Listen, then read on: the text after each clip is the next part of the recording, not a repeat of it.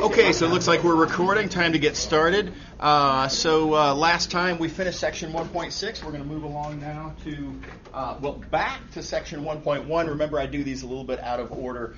Those of you who just came in, here's a chair that you can use however you can. And I hope there should be another chair around somewhere. Okay, yeah, good deal. Okay, all right. Starting with section 1.1, this is super quick. Again, remember, along the lines of what I had said a while ago about tough decisions, there's not a lot in section 1.1 that really quite makes the cut to be worthy of mention in our precious class time. A couple of little quickie things. From a notation standpoint, I like to use a vector hat. That's the little sort of arrow sitting over the name V. Instead of the bold that the book uses, because, while they're equally easy when you're doing, computer typesetting, when you're using a pen or a pencil, they're pretty darn different, right? Bold is basically implausible, right? So I just think that's silly. I don't ever use bold in my typesetting because I know I'm not going to use it in my handwriting. You're welcome to do either, I suppose. Let's see here. The other thing I want to mention real quick is just about how to denote this vector right here. There are two different ways that you can do this. The book and others like to write it like so. They write it as P1, P2 with an arrow over it. I think from a interpretation, immediacy of interpretation standpoint, this is pretty good, right? You look at this and it just looks like, from P1 to P2, just like it is. Here's the thing. Don't forget, points are vectors and vectors are points. And along those lines, P1 can be thought of as a vector instead of a point. And P2 can be thought of likewise as a vector instead of a point. And with that in mind, and remembering as y'all do, I'm sure, how vector addition works, another perfectly reasonable notation for that green vector is P2 minus P1. Now, it's not as immediately clear that this represents that, right? And so you might say at a first glance, maybe you kind of like the P1 to P2, this first notation. But this second choice has what I consider to be a really big advantage. It shows algebra. Algebra is a good thing. Algebra is how we solve problems. Algebra is something that we want to be able to take advantage of. And if you're going to try to take advantage of something, it's good to be able to see it. Right? So for my money, I always use this notation. And never, unless I'm in the process of explaining how I never use it, I never use this notation right here. So heads up, now this isn't a matter of right or wrong. You can use whichever of these you like. I don't care. But I personally prefer this one, but you're welcome to use either. Okay. All right, how are we doing? Is everybody on board? Any questions? Everybody's good. Okay, so that's section 1.1. On to 1.2. 1.2 does have some stuff in it that I think you probably have not seen. In particular, there's a bunch of stuff about parameterizations. Now, again, there's more than just parameterizations, right? But I'm going to focus on parameterizations, at least for the first bit here. Parameterizations, I assume you have not seen. Here's the big idea behind a parameterization. A parameterization is a function that gives position as a function of, I'm going to say, time. Position as a function of time. Technically, it doesn't have to be time. It could be any parameter. I just like time because it's easier to visualize with as I see it. Because this idea of position as a function of time is a hopefully very familiar concept. That's how motion works. Right? If something is moving, then it has a position at different times. And position, therefore, is a function of time. So thinking of a parameterization as position as a function of time, you can alternatively think of a parameterization as something that draws a curve. It is a function that explicitly, actually, literally draws out the curve for you. Okay, let me give you an example. Let's look at this parameterization right here. I claim this is a parameterization. Position's a function of time. Notice, position is x comma y. That tells you where. And notice that is all functions of time, t. And again, it doesn't have to be time. You can just think of t as any parameter. It doesn't matter. Okay, so what is this specific parameterization? If I think of position as cosine t comma sine t, what does this draw? What does this trace as time passes? There's different ways that you can approach this question, by the way. One thing you can do is just try to use your intuition for, okay, think about what happens when t equals 0. That puts you at a particular point. You can plot that point, I suppose. You could then ask, okay, well, what does this formula here, cosine t, do as time increases?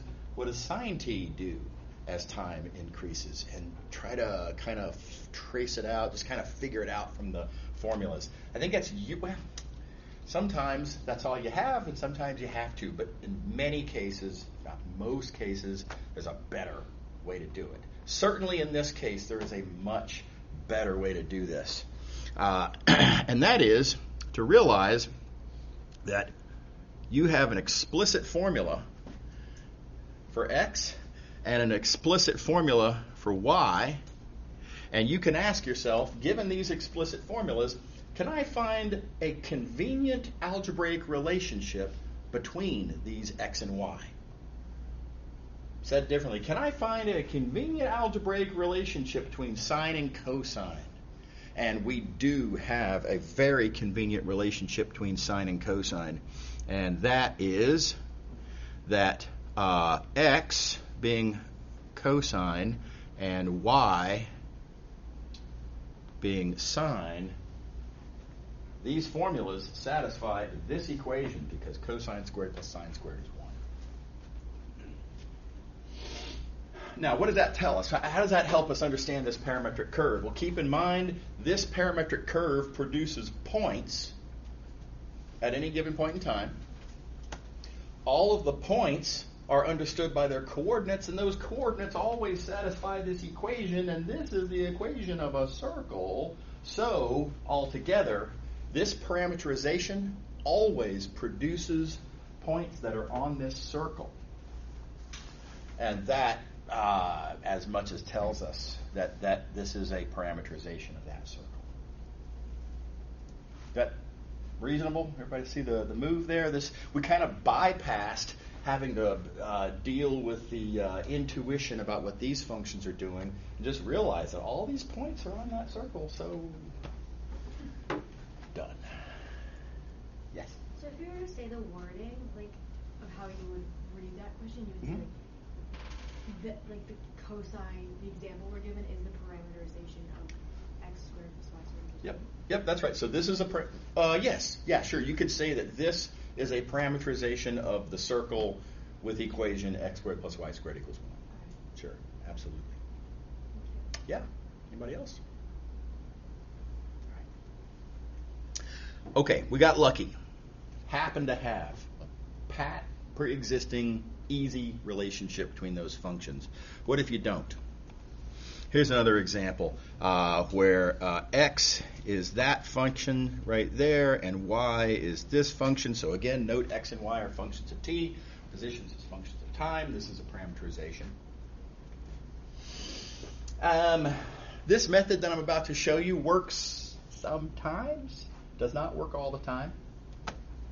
Going to work very nicely here. Here we go. Let's see here. Let's remind ourselves that, again, this is a... let's see. Here we go. This is an explicit formula for x. Here, I'm going to zoom so we can see better here. That's an explicit formula for x right here. This is an explicit formula for y right here. The trick is going to be, roughly speaking, to solve for this t and plug it in as this t. After all, they are both t. They are literally the same thing, right? So if I solve for this one and stick it in for that one, perfectly legal. Okay, well, solving for this t gives me that.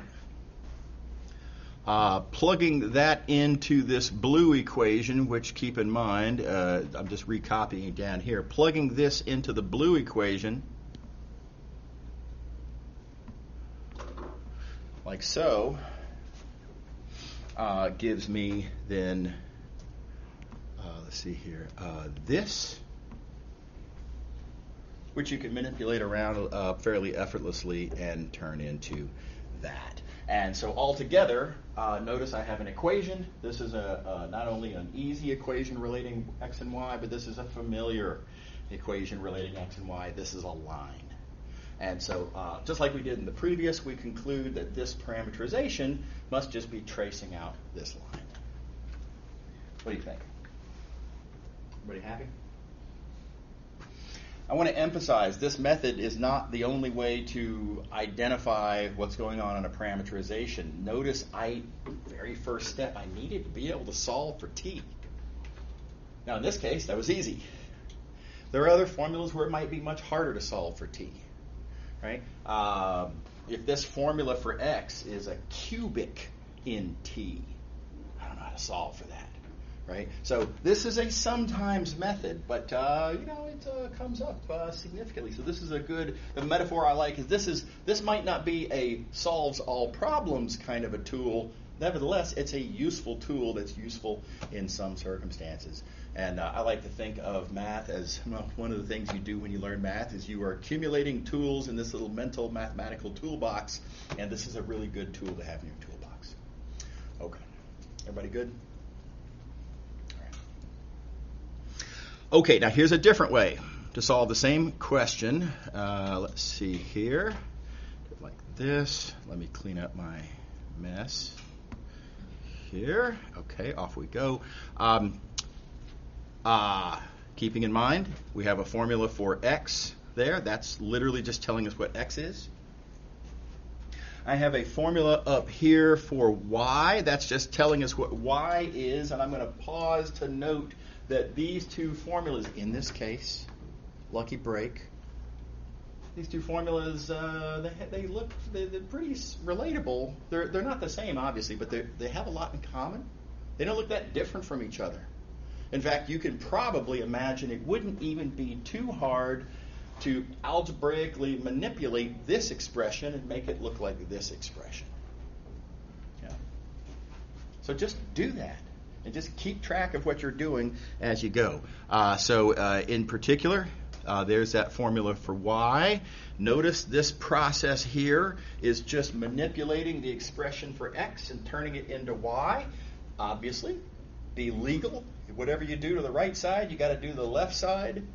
Quick algebra. And notice that the result of manipulating x and turning it into y, the result is the exact same equation that we had found above. So same answer, different approach. Again, another little tool for your toolbox. This first method requires this first formula to be algebraically convenient. This method doesn't, right? I'm not solving for t anywhere in this process. So that's the advantage that this method has over that. And then in other circumstances, the advantage will go the other way. Okay. All right. Let's see another example. This is a three-dimensional example. Here's a parametric curve. Three-dimensional parametric curve because, of course, you see we have three coordinates in the points that are produced by this parameterization.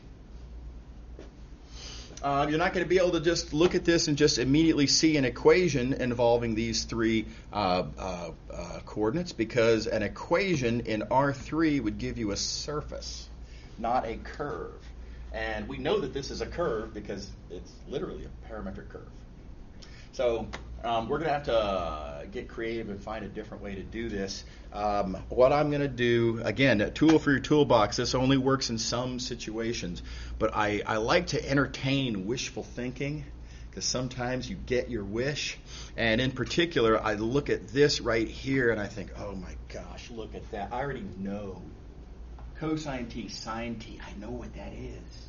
That's tracing out a circle. Wouldn't it be nice if we could use that easily observed information?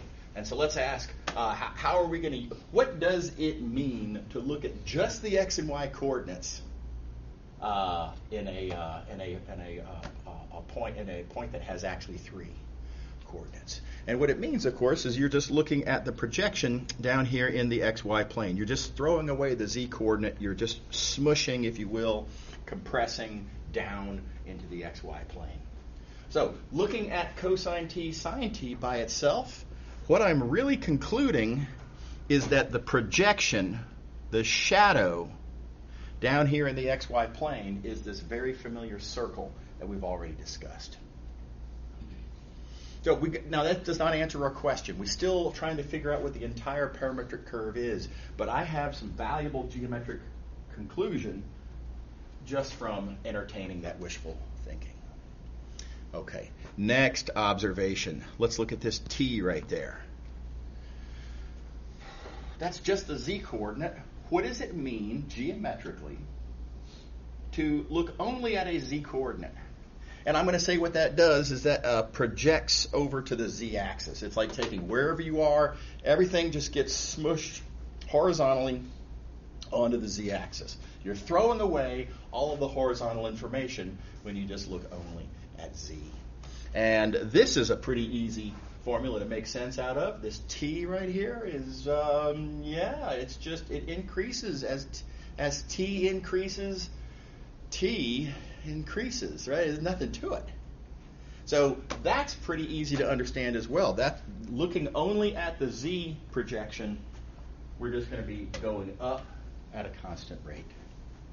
Now, this doesn't answer our question either. But between the two of these, we actually can kind of piece together what this curve is doing. What we have here, our mystery curve that we're trying to understand, its shadow, its horizontal shadow down in the xy plane is doing this, right? The z coordinate is just rising at a constant rate. And now just put those together, trace out a point that's going around in a circle, whose shadow is going around in a circle, but whose altitude is just increasing like that, and you get the sort of screw threads, this curve that I have right here, and this is called a helix. So we drew this geometric conclusion by kind of looking at a part at a time. Look at the xy part, look at the z part, understand those separately, and then kind of geometrically combine at the end. What do you think? Everybody good? Again, this is not going to always work, right? This is just a tool for your toolbox. Sometimes this is useful. Always, whatever future circumstance you find yourself in, you got to think creatively about what is the right tool to use in whatever circumstance that might be. Okay. Moving along.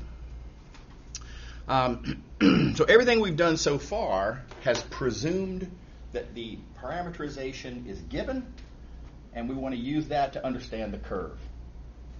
We're going to turn that around now. Suppose you understand the curve already, and you want to create the parameterization, right? This process of creating a parameterization is called parametrizing the curve. Creating a parameterization to draw the curve is parametrizing the curve.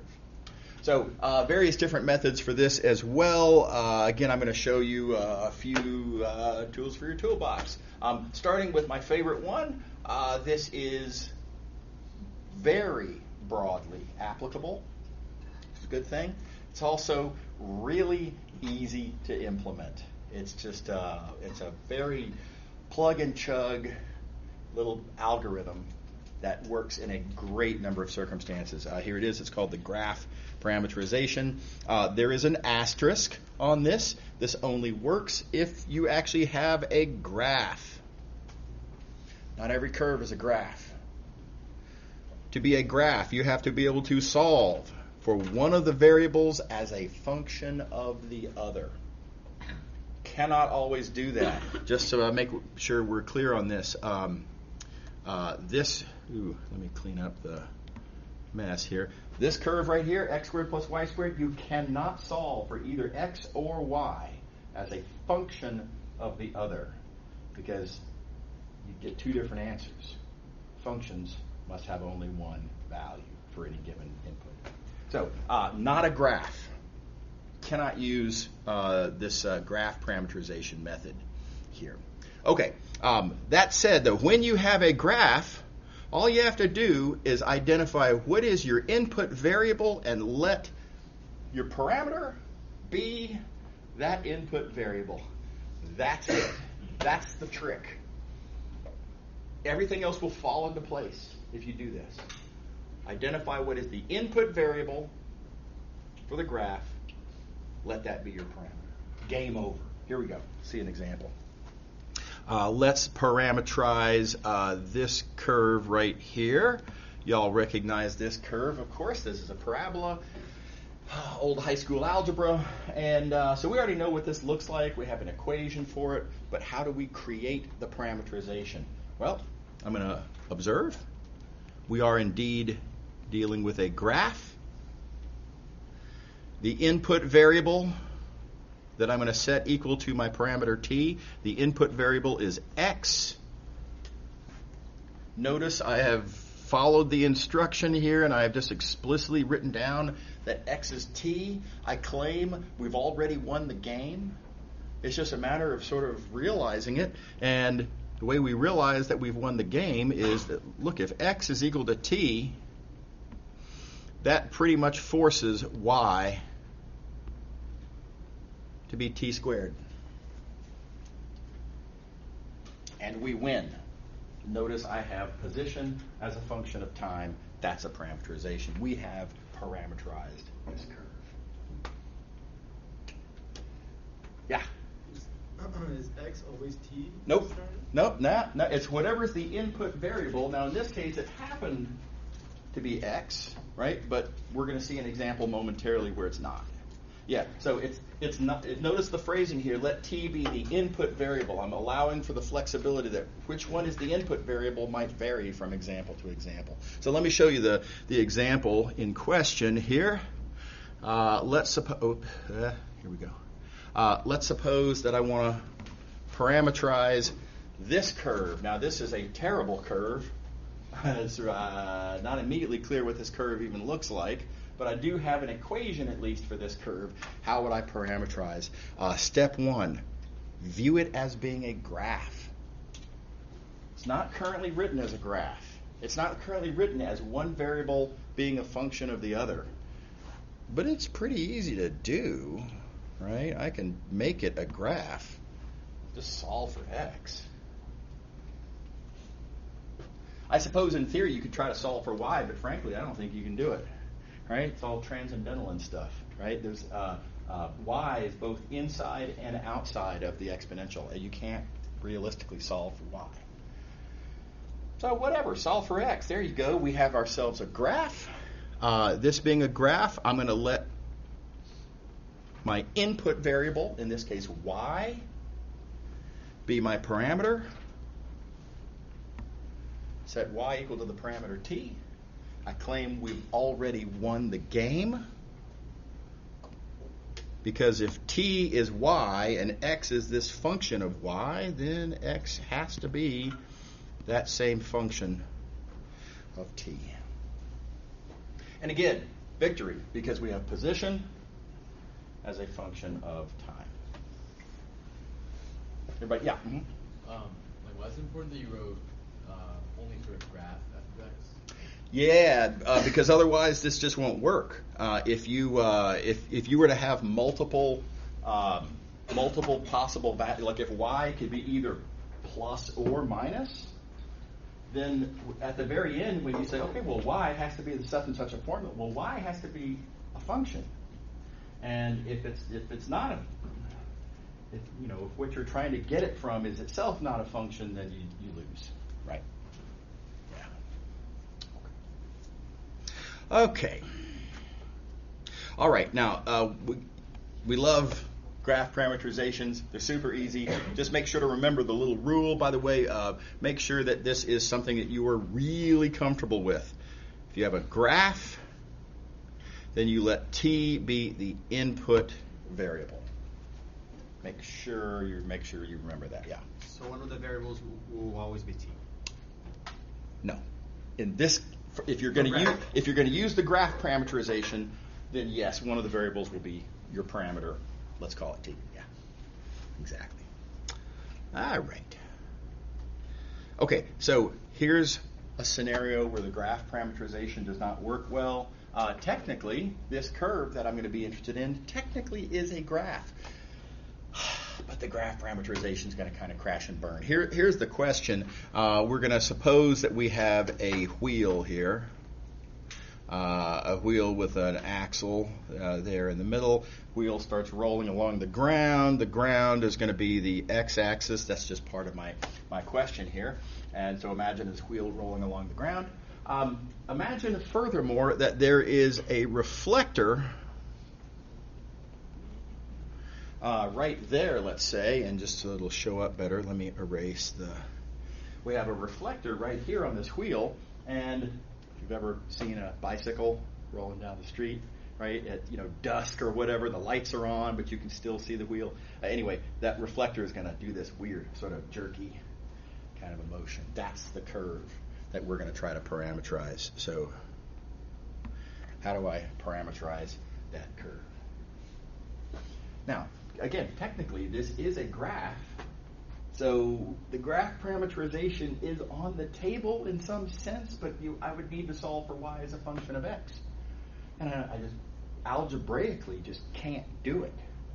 It's just not, how would I even get a foot in the door on that? It's really not clear. Right? So the graph parameterization is a bad option here. What we're going to do instead is we're going to figure out how to make use of vectors as follows. Here is a for example point on our parametric curve. That's where the reflector will be at a certain moment. And I'm going to make the following, I think, pretty believable observation. Let's see if I can, here we go. The location of that reflector is the location of the axle plus this vector that I'm going to call D, like that. This D is kind of like a spoke on the wheel, right? It's sort of a radius of the wheel. So orange is equal to blue plus purple, right? Believable? Here's what's beautiful about this. The blue point is actually really easy to understand. It starts there, and the axle just goes in a straight line as the wheel rolls. Nothing to it. There's a couple of details we're going to need to work out. We'll talk about the details in a minute, but it's going to be fairly easy to write down the formula that the axle follows. Nothing to it. Now, this radius, this spoke here, this D thing, I claim that's also actually easy to understand. The key first observation is that I'm interested in the vector, not the arrow. Right? Make sure to understand the difference. An arrow is something you can draw on the page. I can point to it. There it is. See? There's the arrow. Right? A vector does not have a location. Right? A vector is just a direction and a magnitude. That arrow represents the exact same vector as that arrow, which represents the exact same vector as that arrow. These are all the same vector. I can draw them wherever I want. Who cares? Right? So I'm going to capitalize on that by coming down here. We'll fill in details in just a minute. But here, for example, is that arrow. And what happens as the wheel rolls? If I insist on always understanding this purple arrow with its tail at the origin, something pretty simple happens. That arrow, that vector, just goes around the circle. And again, circles are pretty easy to understand. And again, little details we're going to have to work out, but I'm not scared of a circle. So that's the beautiful observation here. And really the big takeaway from this example, we will do the details momentarily, but the big takeaway is try to figure out if there is a point moving in a weird, difficult to understand pattern, see if you can't figure out how to write it as a sum of much simpler things. The axle, simple. That purple arrow, that purple vector, simple. Okay. All right. Okay, so let's take these one at a time then. We'll start with the axle. Here's how I'm going to understand the motion of the axle. Here it is. And, well, good news. As this axle moves, the y-coordinate doesn't change at all. The y-coordinate's always a, whatever the radius of the wheel is. That was easy. Right? Very easy to understand because it's a much simpler curve.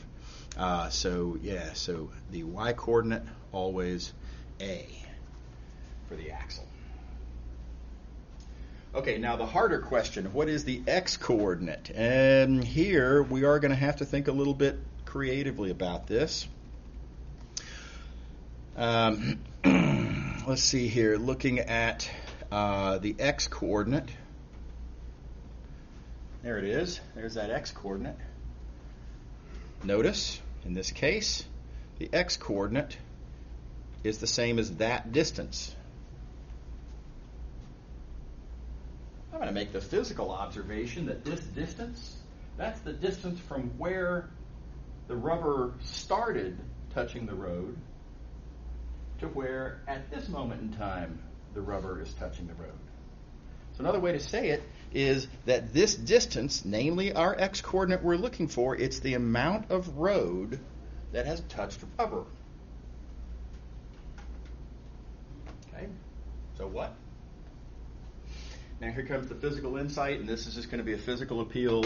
You just got to think about how your intuition for how the world works. I claim that the amount of road that has touched rubber has to equal to the amount of rubber that has touched road. In other words, the wheel's not slipping. And so therefore, this distance, telling me my x-coordinate, is the same as this distance, because that's the amount of rubber that has touched road as this thing has rotated. How are we doing? Does everybody believe that physical claim? This claim right here? Something to think about. I mean, well, anyway. So physical assertion. All right. Now, what is this distance? What is this right here? Well, that's an arc of a circle, and a pretty convenient observation is to say, well, I'm going to let my parameter be this angle right there. If I want to know the length of an arc of a circle where I know the central angle and I know the radius is a old formula from high school geometry. Whoops, wrong color. Old formula from high school geometry. Arc length is radius times angle. Hope everybody remembers that old geometry formula. Okay. Everybody happy? Okay. Now, a pretty natural question comes up, and that is, why did I decide to let this angle here, t, be my parameter? There certainly wasn't written in the statement of the question. I can choose the parameter to be whatever I want. Why do I want it to be this? Couple of nice things I'll observe. This angle t, defined like so, is equal to 0 initially, because it's just, straight down, right? The reflector is down at the bottom to start, as given. So this parameter, t, starts off at 0 and then increases as the wheel rolls. So geometrically, seems like an easy, reasonable choice. I won't say it's the natural choice, because I could imagine someone thinking creatively and coming up with other reasonably natural choices, but I think this is maybe the most obvious reasonable natural choice for that reason. Okay, so now let's talk about that arrow, the D arrow. And a reminder, here it is. How am I going to understand that thing, keeping in mind that our parameter is that angle t? How do we understand vectors coming out of the origin in a certain direction? Y'all may remember from high school trig class that it's pretty convenient to think in terms of this angle. In fact, when you define sine and cosine, we define sine and cosine by thinking about this vector that results from that angle, starting on the positive part of the x-axis, going counterclockwise, the usual from a high school trig class. So t is the angle I'm actually working with. Theta is the angle that I already have formulas worked out with, and therefore I kind of wish I were working with. And so the natural thing to want to do is let's try to find some sort of a relationship between t and theta. And maybe I can take the t's that I can take the thetas that I wish I was working with and turn it into the t's that I need to be working with. And that obvious relationship between these two variables is right here. Those two angles, t and theta, they always make up 3/4 of a circle. Their sum is always 3 pi over 2. And again, it's just kind of a geometric appeal. You can imagine as this purple vector, as it rotates around to the right, t is getting bigger, and theta is at exactly the same rate getting smaller. So that sum stays constant at 3 pi over 2. Yeah? Oh, I'm sorry. Okay. Okay, so what we're going to write down then with that noted is this formula right here is sort of an easy way to understand our D vector in terms of theta, high school trig. I have this formula for theta. Apparently theta is, let's see here, theta, to go there and there, theta is 3 pi over 2 minus t. And then you plug into your angle addition formulas, and your angle addition formulas tell you that that D can alternatively be written like this. By the way, I'm aware that while y'all have almost certainly seen the angle addition formulas for sine and cosine, history shows that most students in this class don't have them memorized. High school trig teachers seem to have kind of settled on this idea that, you don't need to know those. They're quite wrong. They're very, very important. Certainly in this class, angle addition formulas are going to be a really big deal. Not that they're going to come up every day, but they're going to come up significantly. So for this course, you do need to know the angle addition formulas specifically for sine and cosine.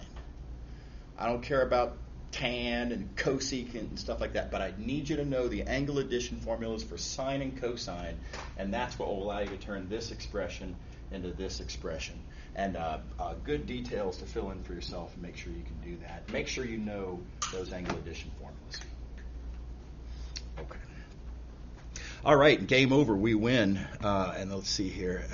Just to put it all together, we already knew, right? We argued at the very beginning that our reflector was going to be axial plus that D vector. And, well, we worked out the formula for the axial, and we worked out the formula for the D vector. And so as planned up here, we just add those together. So, yeah, there you go. Nice parameterization. Position as a function of time for the weird reflector, moving along like that.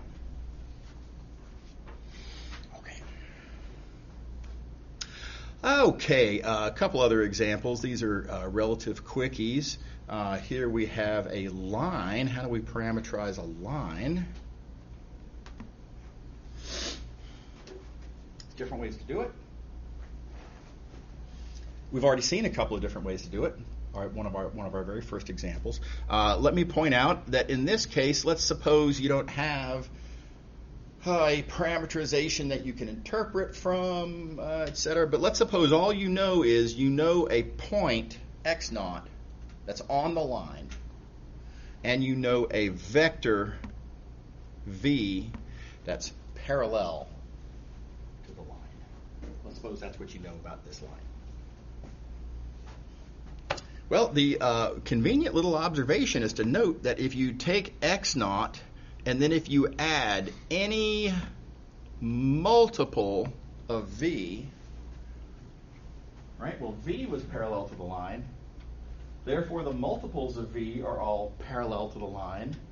And if you start on the line and move parallel to the line, you will result still on the line. And notice this generates points on the line. And as t increases, you just go further and further down the line. Right? So position on the line can be thought of as x naught plus tv, that being a multiple of the initial v. So, like I say, it's just there it is. It works.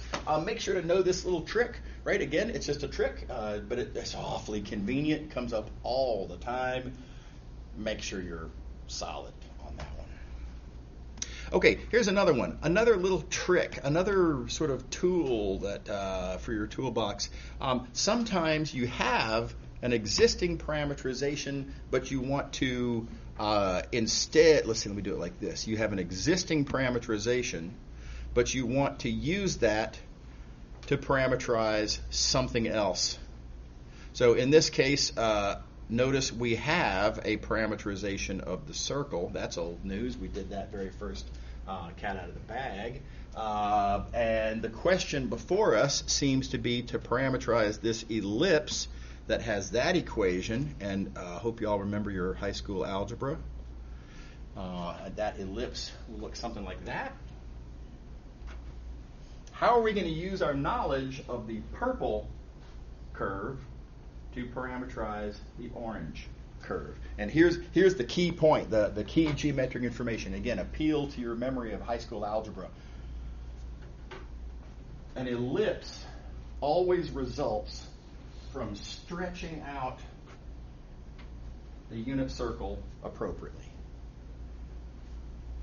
Hope you all remember that. Neat fact about ellipses. And so the good news is that's actually pretty easy to do. Here's our original purple parameterization, cosine comma sine, right? Well, apparently, according to what I see in this picture, we're going to be stretching by a factor of 3 in the x direction to make this ellipse. And algebraically, it's pretty easy to stretch by a factor of 3 in the x direction. We're just going to literally multiply all of our x coordinates by 3. And then likewise, it's pretty easy to stretch vertically by a factor of 2. You just multiply all the y coordinates by 2. Right, so we start off with the, we know how to parameterize the unit circle. There's nothing to it. Cosine and sine. We identify how do we need to deform that to get the curve we're actually interested in, and do so, and the result is a parameterization of that new curve. So we have parameterized this ellipse. Everybody buy it? Okay. Again, a neat trick, and another exercise that I'm going to leave for y'all to think through. This will be a super quick one, but take this parameterization that we just came up with, confirm that it works. The way you're going to confirm that it works is you're going to take these formulas, you're going to plug them in, and make sure that equation works. And it does. Okay. This will probably be our last example, if I'm seeing the time correctly. We have now two different ways of understanding curves with algebra. Since long ago, you all have understood the idea of the equation of a curve. That's algebra that you write down that helps you understand the curve algebraically. Now we have this thing called a parameterization, which is also algebra that we write down to help ourselves understand a curve algebraically, right? I mean, in some sense, parameterizations and equations kind of seem to be performing very similar functions, purposes, right? So when things are doing similar tasks, it's very important to understand the distinctions, what makes them different. And the way I like to think about this is that a parameterization, deep down, what a parameterization is a point generator. You take any value of t, you plug into the parameterization, out comes a point on the curve. Right? Position is a function of time. So you give me a moment in time, out comes a point on the curve. So point generator. Very importantly, that is not what equations do. Equations do not just create points. Rather, equations are what I like to call point testers. Right? If you give me an equation, I don't know, x squared plus y squared equals 1. There's an equation.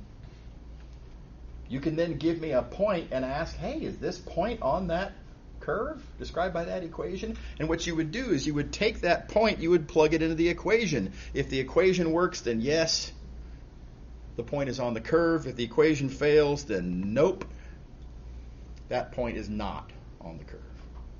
Right? So it's literally a yay or nay tester of arbitrary points. Okay, so very important distinction. Do make sure to use the right thing for the right purpose. Here's, I think, a really nice example of that in action. I've got a parametric curve and then the equation of a plane, and I want to find points that are on the curve that are also on the plane.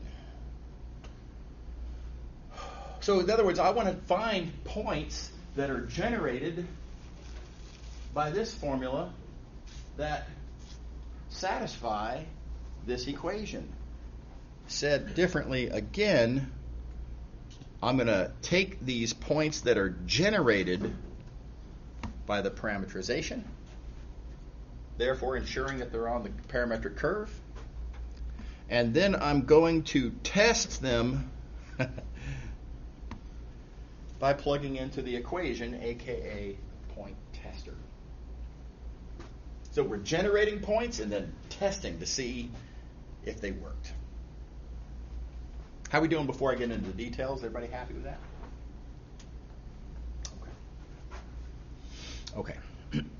So nothing to it. The parameterization is given. I mean, those are the points that are generated by the parametric curve. How do I test and see if they satisfy the equation? I literally plug into the equation. This is the x that therefore goes there. This is the y that therefore goes there. And this is the z that when I'm testing it in this equation, therefore goes there. You plug it in. And so did it work? These points that I generated, do they satisfy the equation? Well, what it comes down to, as you can see in the algebra, it just comes down to whether this t satisfies that equation right there, t squared minus 1 equals 0. Now, we'll spike the football momentarily, but keep in mind, what we're doing is we're taking a given t, generating a point and testing it, and the punchline is this is the requirement on t.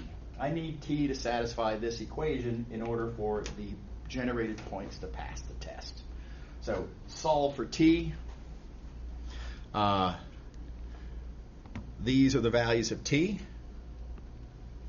Those, therefore, are the values of t that you're interested in. Note that the question did not ask you for values of t. The question asked you for points. So plug into the parameterization and see what points you actually get. And that'll give you 2 points where this curve intersects this plane. Everybody all right? And we are out of time, so we will call it a day right there. See you later. Have a good extended weekend. See you on Wednesday.